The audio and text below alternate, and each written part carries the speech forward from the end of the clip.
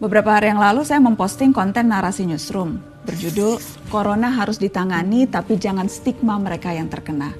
Isinya laporan peristiwa-peristiwa stigmatisasi antar warga yang terjadi belakangan ini. Misalnya di Medan, ada sekelompok warga menolak proses pemakaman jenazah seorang pasien COVID-19.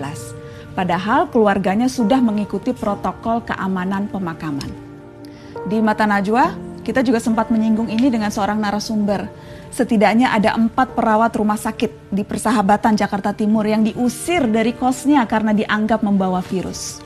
Para suster ini sempat terpaksa harus menginap di rumah sakit.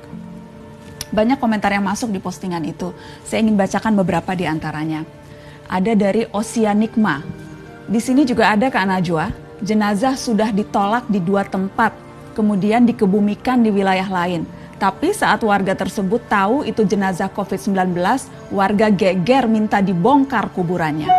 Miris lihatnya.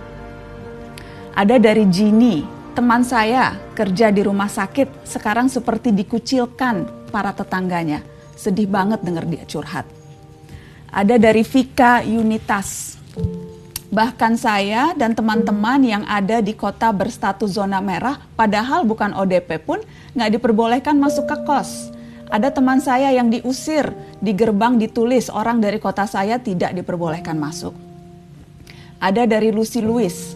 Kemarin ada pasien ODP datang ke rumah sakit tempatku kerja dengan nangis-nangis memohon untuk dibuatkan surat keterangan bahwa dia nggak kena COVID-19. Kami pun bertanya, kok sampai nangis segininya? Saya diusir dari kontrakan saya, Dok. Kata yang punya kontrakan, saya meresahkan masyarakat karena bisa nularin penyakit. Yang punya kontrakan sampai bilang kalau saya nggak mau keluar dari kontrakan silahkan tunggu warga datang untuk menggerebek rumah dan mengusir. Suami saya pun diancam mau dipecat, Dok, dari pekerjaannya. Saya sedih, Dok, nggak tahu harus berbuat apa dan tinggal di mana. Suami saya pun marah ke saya dan nyuruh saya keluar dari rumah. Cerita yang dibagikan seorang dokter yang juga membuat saya patah hati.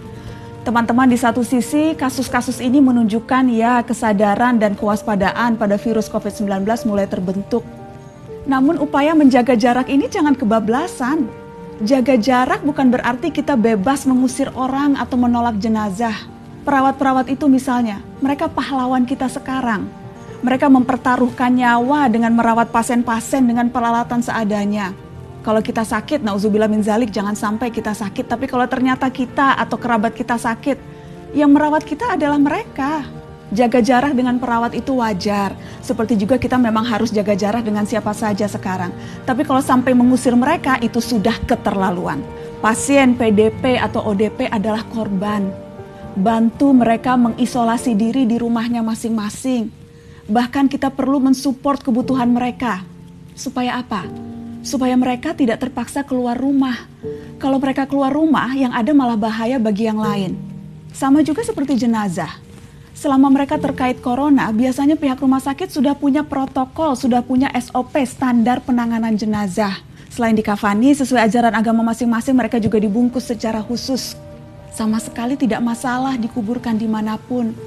Karena ketika sudah dikubur, mereka tidak akan menyebarkan virus. Saya akan kutip keterangan Kepala Departemen Kedokteran Forensik dan Medikolegal Rumah Sakit Umum Dr. Sutomo Surabaya, Dr. Edi Suyanto. Secara ilmiah ilmu kedokteran, korban atau jenazah kemungkinan menularnya sudah tidak ada, apalagi virus corona. Virus corona harus hidup pada inangnya. Inangnya sudah mati, virusnya juga ikut mati, sama dengan HIV/AIDS, sama dengan H5N1 atau flu burung. Jelas itu, jelas tidak akan menularkan. Pasien positif COVID-19 yang akhirnya meninggal saat mereka sakit tidak boleh dijenguk keluarganya. Proses pemakaman dilakukan dengan cara tertentu dan yang bisa menghadirinya pun terbatas. Masa tega saat keluarga hendak mendoakan di pemakaman diperlakukan seperti itu.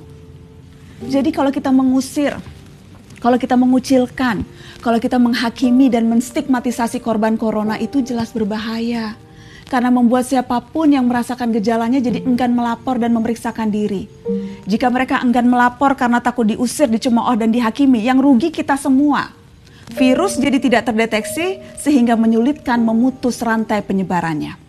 Ingat jargon lama, jauhi penyakitnya bukan orangnya.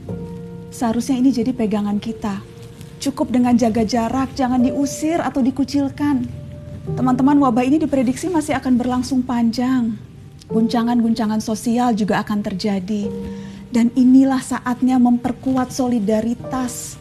Jarak fisik memang harus direnggangkan, tapi ikatan sosial justru harus dirapatkan. Kita tidak bisa sendirian mengatasi wabah ini. Hari ini soliter seharusnya solider, jaga jarak dengan penyakit, bukan dengan kemanusiaan.